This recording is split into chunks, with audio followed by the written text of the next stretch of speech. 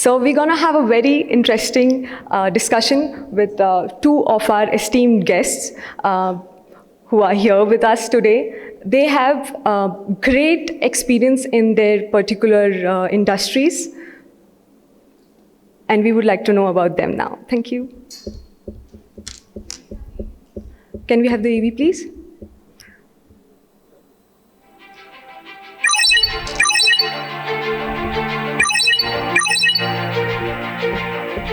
While searching for people who understand talent, we came across someone who has spent a lifetime discovering it. Not just in boardrooms, but in classrooms, on campuses, and in the ambitions of young minds still searching for their path. And that's when we accessed the profile of Mr. Charles Godwin, an HR leader with over 22 years of experience across organizations including Polaris, Hexaware, Wabco, Royal Cyber, and Zoho. A specialist in talent acquisition, development, engagement, and building high-performing workplaces. Beyond the corporate world, he has delivered more than 2,000 guest lectures, mentored countless students, and inspired young professionals through his initiative, HR Lens. A TEDx speaker, mentor, and passionate advocate of giving back. Final observation: some people recognize talent. Charles helps it find its direction. Ladies and gentlemen, please welcome Mr. Charles Godwin.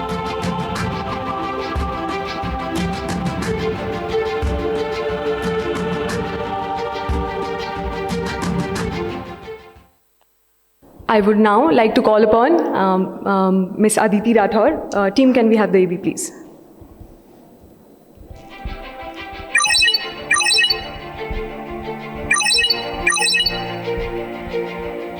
The shortlisting criteria was simple. Find someone who can lead transformation, develop future-ready talent, and help organizations thrive through change.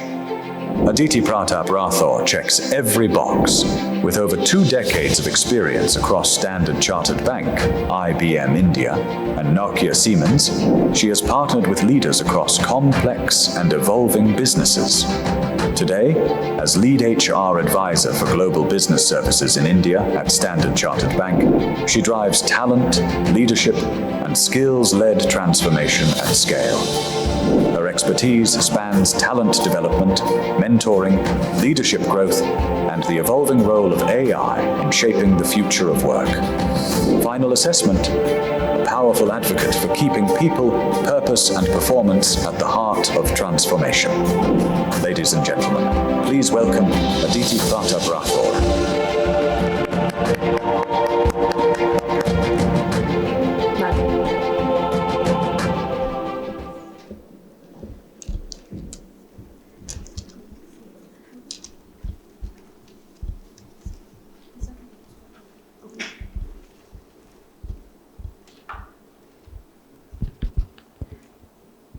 Thank you both. Thank you for joining us today. We are excited to learn from you. Thank you. Thank you so much. So we are excited to learn from you, your experiences and perspective. So as you know, the topic head, heart, and human. So we will design this conversation around this and make it more interactive for the audience as well. Right. So my first question is to you, Charles.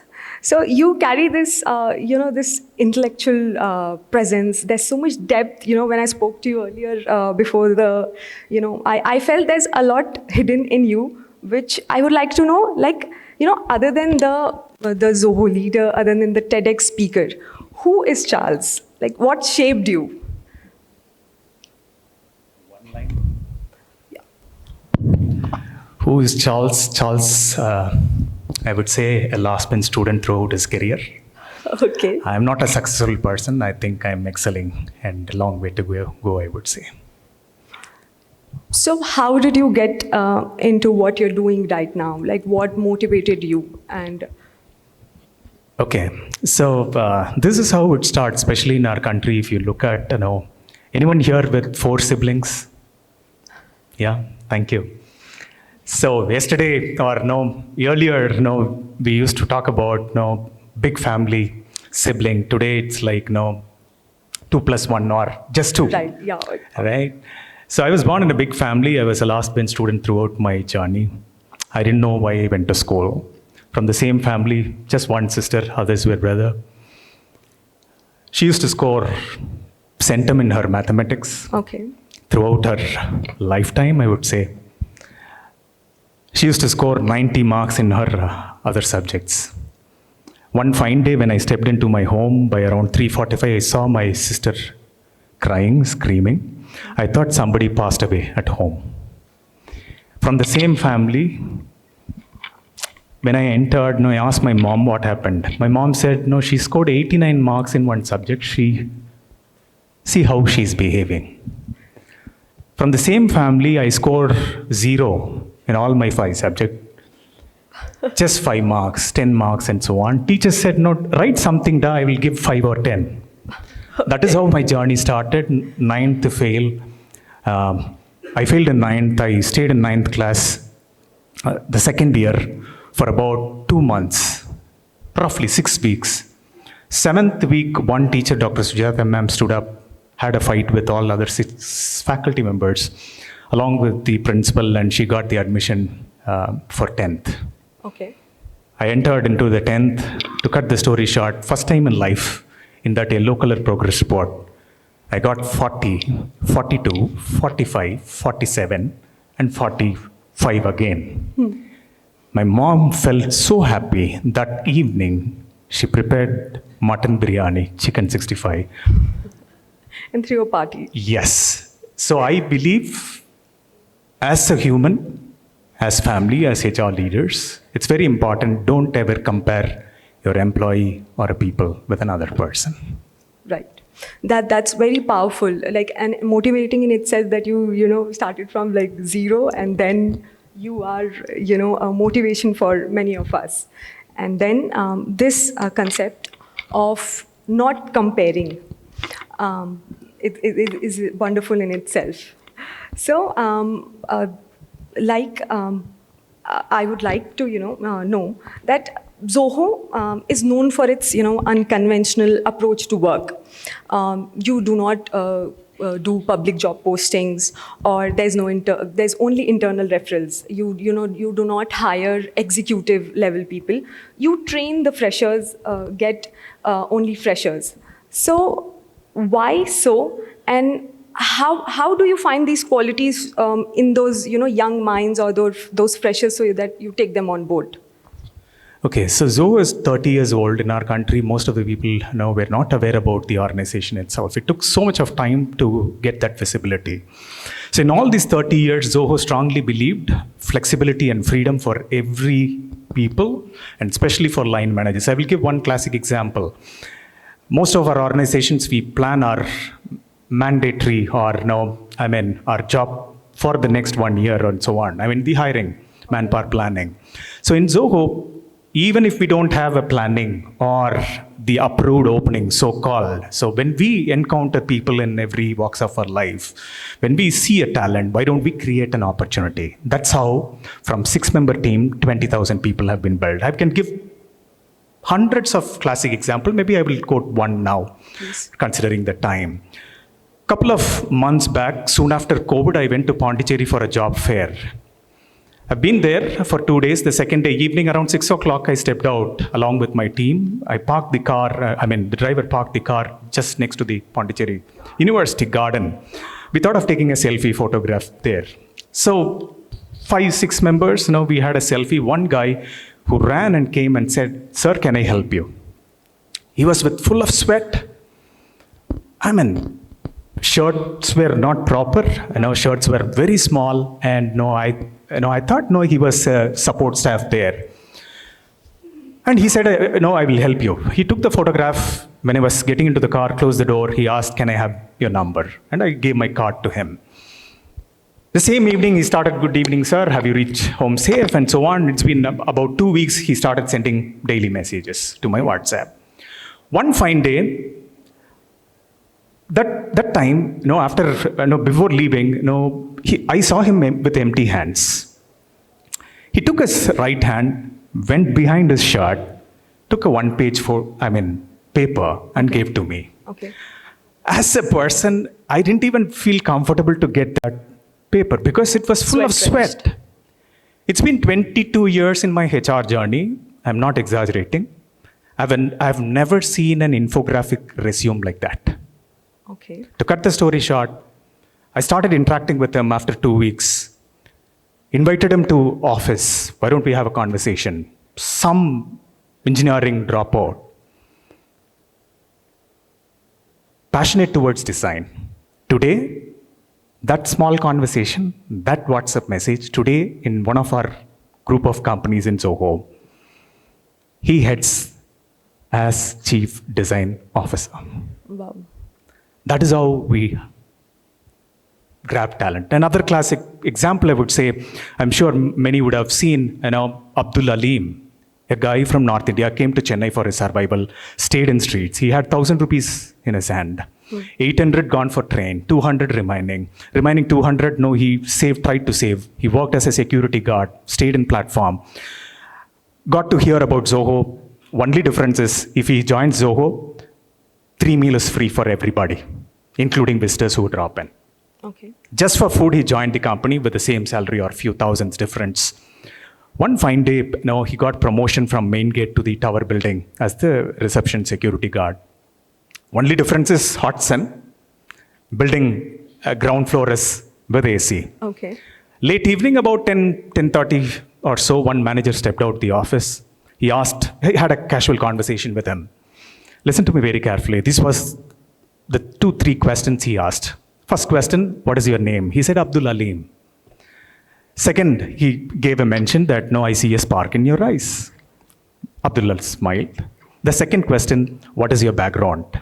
I was just reflecting, when that manager said, if I was there, I would have told, I'm from a very poor background family, sir. Abdul Aleem said, I'm 9th or 10th dropout, sir. Because of family situation, I'm here. I've learned HTML during my high school. That conversation went to a coffee discussion next day. Today, the same guy who was there in the security guard, working as senior software engineer along with my founders. Wow, that's And impressive. I can give hundreds of stories like this. We call this as unconventional approach, unconventional hiring. Anybody who knocks the door, are we open, irrespective of whatever challenges, restrictions we have, at least to meet them face to face, understand beyond that 2-page or 4-page of their resume. Right. So, on very contrast to Zoho, where Zoho believes in taking the talent very early, Aditi, my next question is to you, where you are into executive coaching or say talent development on the higher level. So, what is your take on that? Like people climbing up this, the stairs and the stages, and then how do you help them to, refine and find their zing? Sure.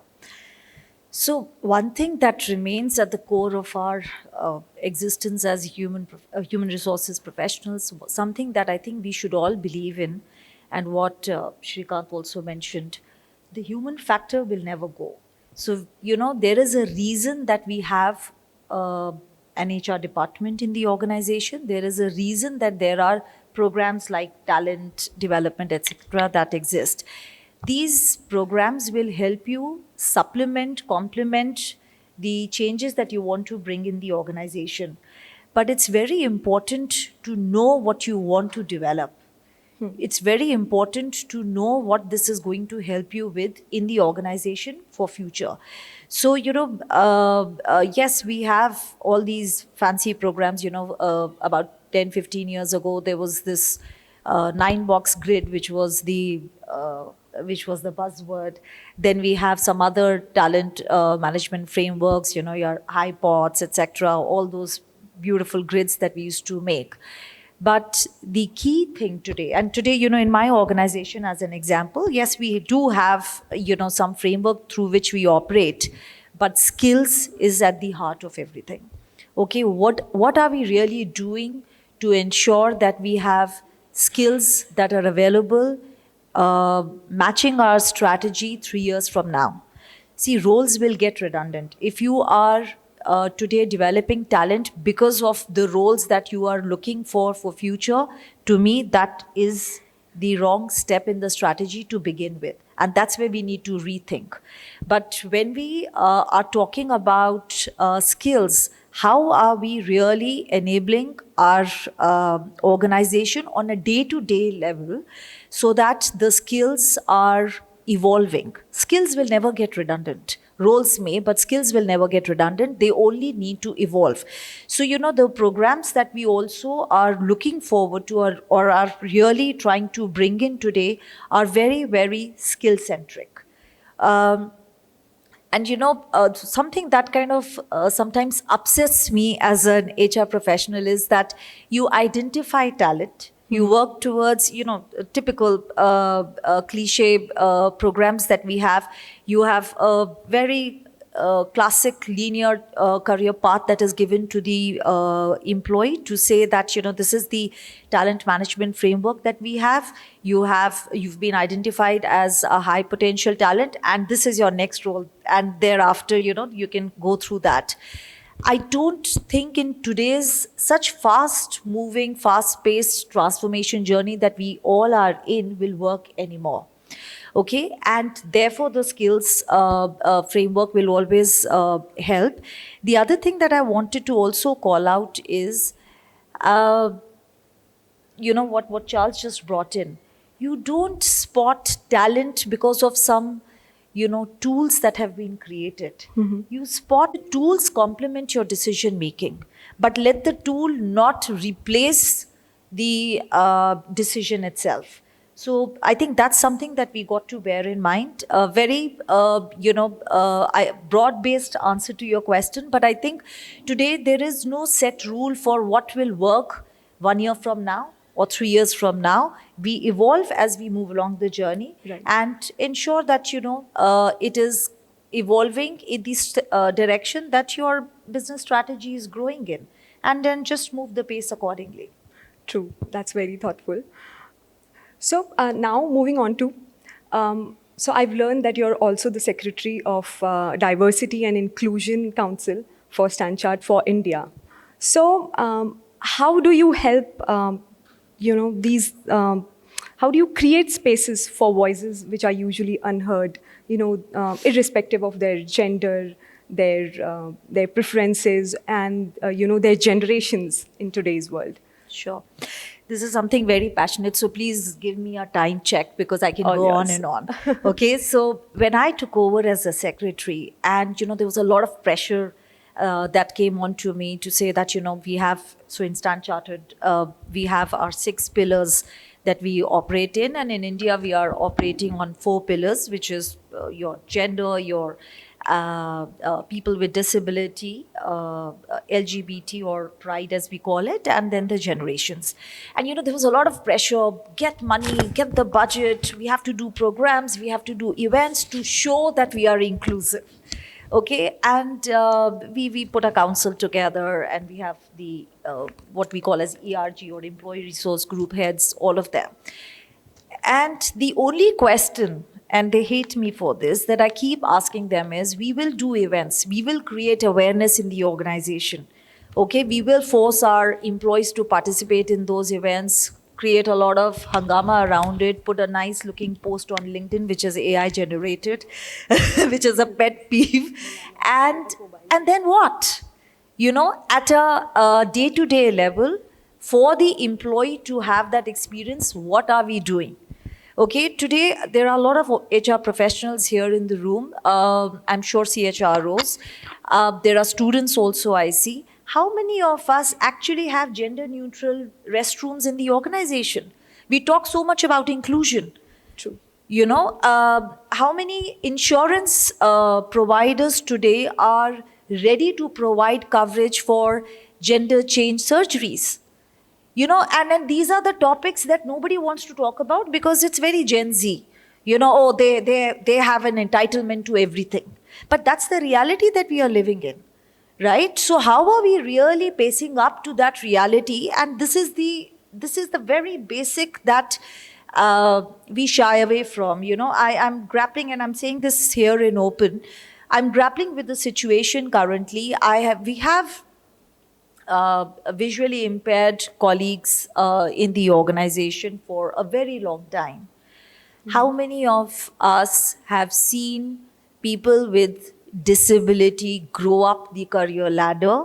And how many of them are being talked about in terms of percentages? I don't have ready stats, but the number is very minuscule. Okay, how many of our business leaders are today who have either a visible disability or a declared disability?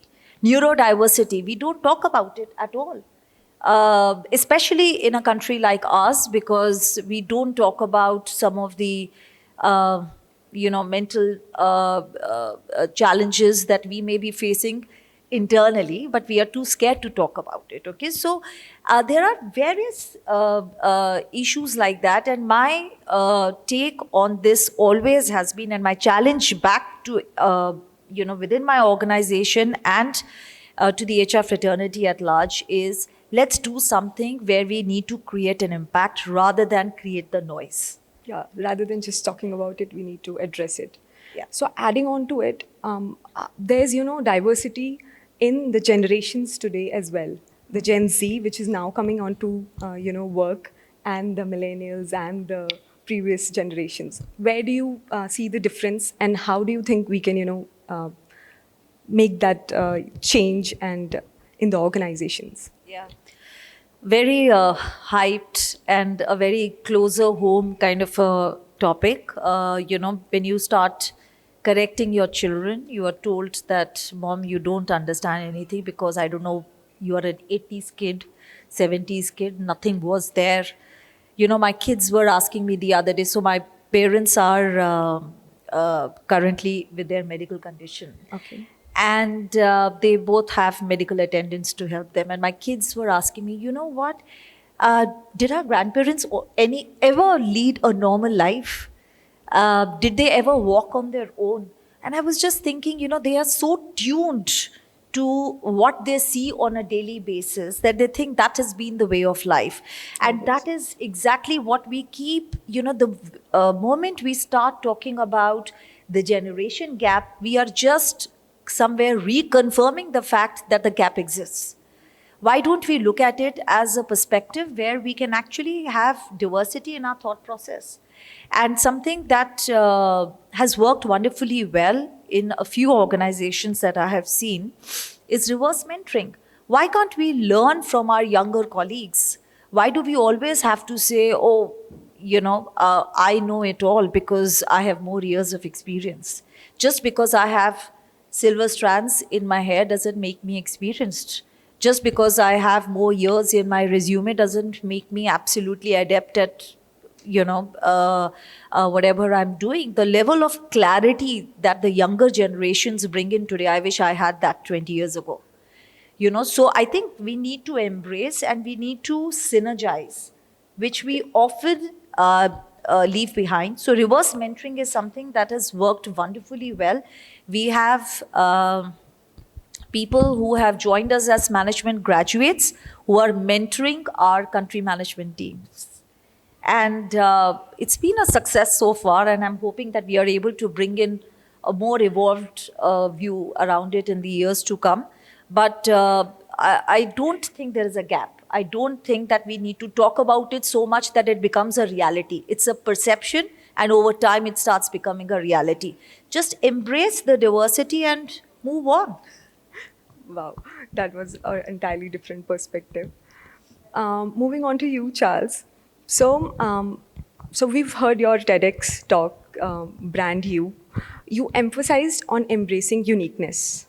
So how do you help professionals build their personal brand as well as, be the part of the team as well, so that they just don't stand out individually, be the part of the team, but yet stand out? How do you help in that? Okay. Since we have management students as well, I will take 1 minute to share that experience as well. Having said, I've been a last bench student throughout. I failed again in 12th because during that time I should wait for another year to complete my 12th Yes. by September. Yeah. Then wait for the next year to join the junior, to join the college, Correct. and so on. So I waited 1 year, joined the college because 12th I didn't do well because that was my dad's choice, because I didn't have any choice for myself. Right. Graduation came in, didn't know what to do. During my final year, one of my senior asked, what is next? That's the society problem which we have in our country, right? Most of the time we always compare and see where are you heading towards. And I went to Google and asked the simple question, Google, what is next? This is my background. Google gave about 13 specializations which was available for that particular program. I was sitting at home for about 8 days, didn't go to my college during my final semester. Okay. I decided HR is something very, very close connected during that 8 days of reflection. It's been 22 years. I had that same conviction what I had 22 years before. And what is the difference which I was able to create, especially students?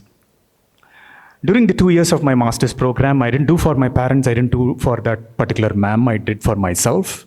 From zero, 10th, scored about 52 for that particular ma'am. 12th, I studied for my parents, scored about 60% plus for my dad with an attempt. Graduation did for parents, again, first class. Master's degree I did for myself, I was able to clear in distinction. Yeah. The difference is 2 years of the program of college, I ensured that whatever I learned with context, relevant and experience. I went to about 37 organizations for my internship and placements. It's been 22 years. I've never been for an interview to join a company. 22 years, no resume, I joined the company. So what is that as an individual created as a unique identity or a brand? I didn't create an identity, I didn't create a brand, but I had so much of thirst, so much of passion towards the profession which I have chose, the conviction I had. We hear this word called passion in every walks of life. I ask a simple question to the same college student or a school kid, or a HR leader, CHRO in the organization, are you excited to go back to work on a Monday morning? My family knows it's been 22 years. If I'm not happy on a Monday morning, either I will change my boss or the company. That's consistency. Yeah, I've done that. Yeah, about 8-9 years, 22 years. Reason for getting into speaking engagement. I was an introvert. I have to handle people. How do I? I need to talk. I need to be with people. I need to understand people. I need to speak. It was so hard for me to come out from that shell, being an introvert, and to be, communicative with the person who is sitting next to me. Even, it's been 22 years now, I've done closely about 3,000 guest lectures. Even today, my dad is almost, he's aging, he's not believing that, I can speak so much. Yeah. So, how a brand evolves is when you are so convicted with your passion and purpose, an identity or a brand comes by its own. They I'll add one. Yeah, that will carry on. So 22 years now.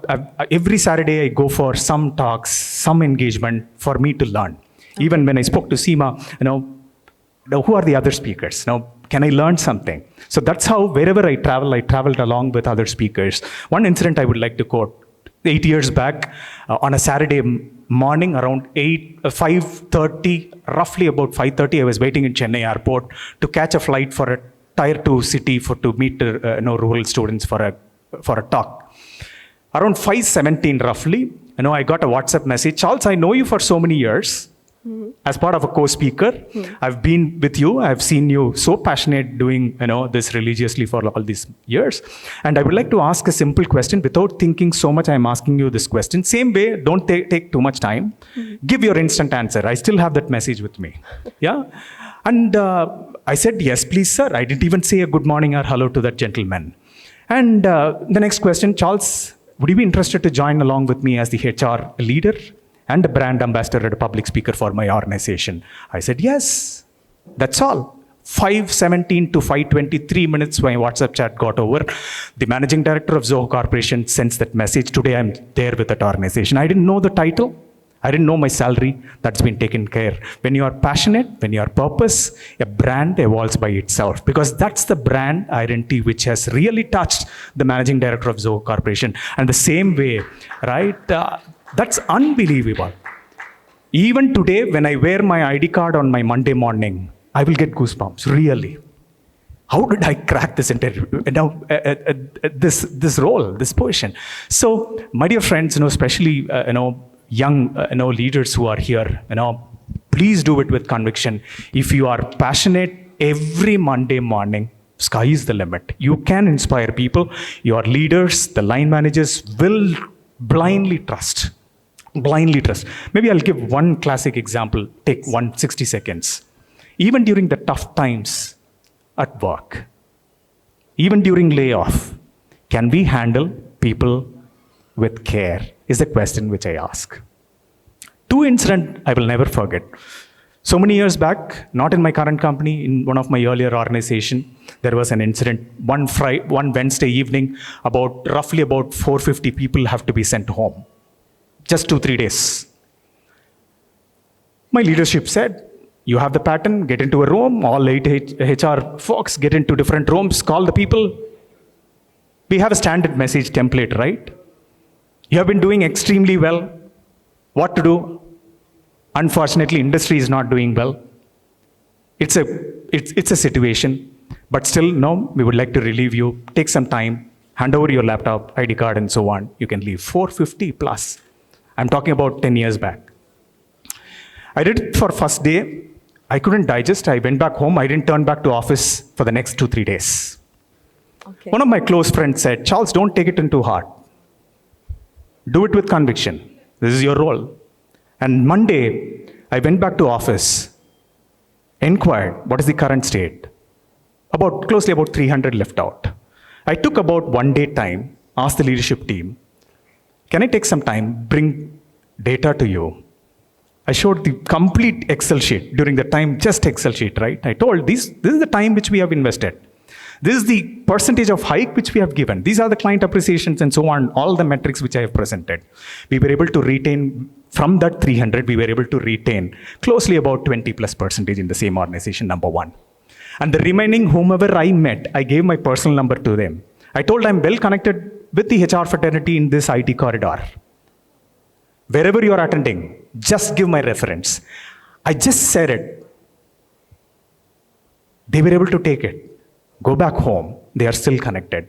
Yeah. One fine day, after so many years, I was in Phoenix Mall in Chennai, along with my family. My family used to curse me. Why are you leaving on a Saturday? Why don't you take care of family? I said, no, it's my passion. No, and today, they are able to believe what I do. One fine day, I was in Phoenix Mall. A family went, one guy came and, touched my feet along with his wife and kids. I was shocked. I didn't recognize his face. He said, Charles, this was the situation which I had during your tenure. You were not part of my business vertical, but still you gave that hope, that connection, that number, that says it all. Another example, I would say, when you do your role with grace, even during the tough time, I think people will blindly trust you. That is the brand which I want to talk about. I think that's the heart of HR, right? Now moving on to the head of HR. So Aditi, my next question is to you. So, these days there's a lot of analytics and lots of data which is being used. So how can HR professional use these analytics, without losing the empathetic side as well? How do we balance this, and how do we use the, analytics? Yeah, so I think a very pertinent question. So a few years back, if there are people here in the room who've been long enough, just getting the MI together, we used to have a separate team. Okay, because reporting was the most dreaded team or the most dreaded task in the world of HR, because we would never be able to figure out, the different metrics that we want to present at different forums, or even to tell the business leaders that, we have headcount is the easiest one, but there are so many other insights and matrix that we would like to present, for which we need the data authenticity. We need to have live data, because data is dynamic, people move, etc. So it's something that we have grappled, or I personally have grappled quite a bit in the last few years. However, I think in the last decade or so, data analytics has become such an evolved function within HR, and let's not undermine the importance of what data really tells us. Okay, so the insights that you can draw from those numbers will be very helpful to make sure that you are going with the right decision. Of course, there is an intent, there is a view that we all gain through context, and that's where our roles become even more important. But when we have data-led decision making, it just helps us articulate, it just helps us put specific actions which are measurable. So and very it's been very heartwarming to see that the way the technology also is evolving today. You have co-pilots and Claudes of the world, expensive tools, but there are versions that are available that you can use to draw insights. I'm not saying that these insights can replace your intent or your decision making, but these insights will definitely help you complement your decision making. So HR should not shy away from making very objective viewpoints and basing your decision making on those viewpoints. A lot of times, in frontline roles, I work with a banking organization, so there's always this frontline versus non-frontline that the concept that we bring in, and a lot of our organizations across the industry thrive on scorecards. And something that, some years back, some decades back, when we were also studying, like the management students here, balanced scorecard was introduced with all the 4 pillars there, okay? And HR used to always struggle, what do I give? Because, my impact is going to be so... either, the impact would be realized after some time, or, I really cannot measure up in numbers. But today, I think the way the analytics as a function has evolved, we can.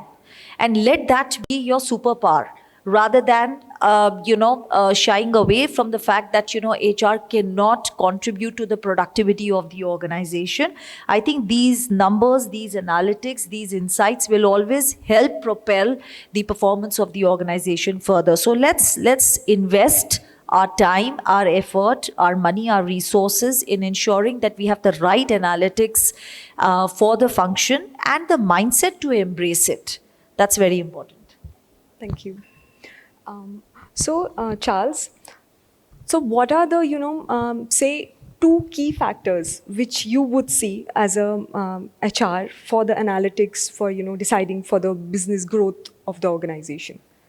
What are the, the 2 prime factors which we would like to, Okay. I would say, number 1, it's like a rubber band, right? So any decision we take, how much we can stretch is the question which we need to ask. For example, the example which I've given, it's about what is that the organization can handle at this point in time in any decisions, right?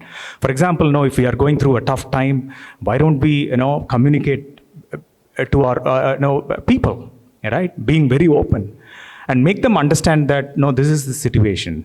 Yeah, next 1 year this is how it will be. All right, and whoever want to take it, please take it. I'll give one simple example. I think that will say it all. Most of the time, we have restrictions in terms of notice period. We want to relieve them, within 3 months, and based on that we pay and so on. During tough time, why don't we give an extension for the employee to take additional couple of weeks or months, be in the system, even without pay, I would say, till the time they get the job. At least whatever possible way, right?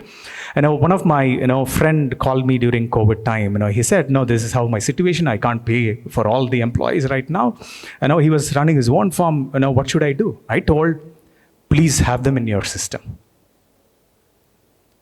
Give them that space. Ask them for a give them some breathing space, so that they can find a job elsewhere rather than just leaving the job and getting waited and getting disturbed. Take some situation to the worst and so on. Yeah. So today career breaks are well received in the organization. Yeah, Yes. I will give one example.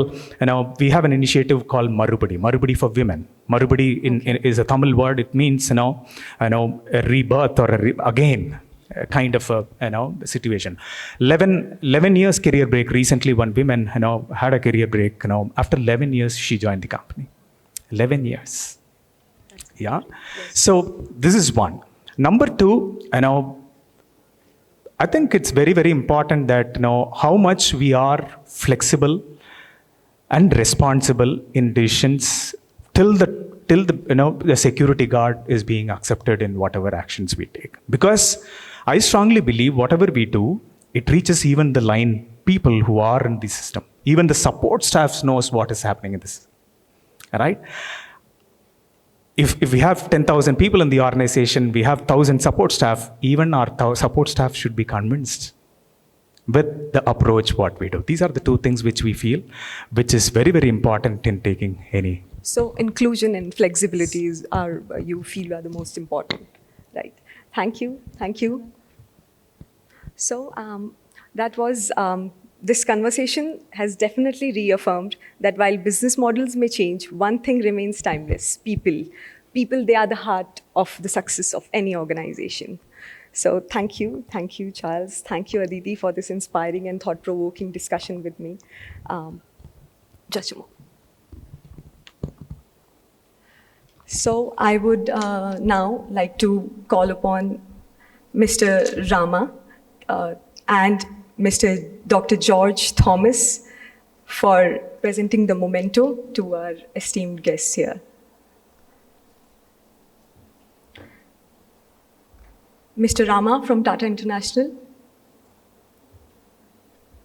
Dr. George Thomas,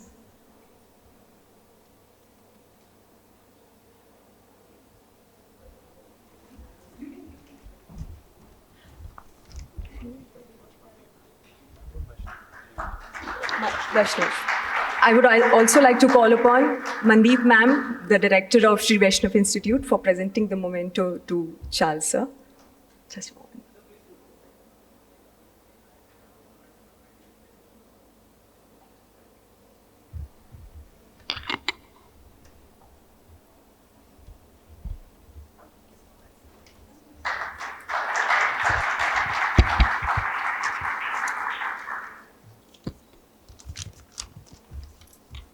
Thank you.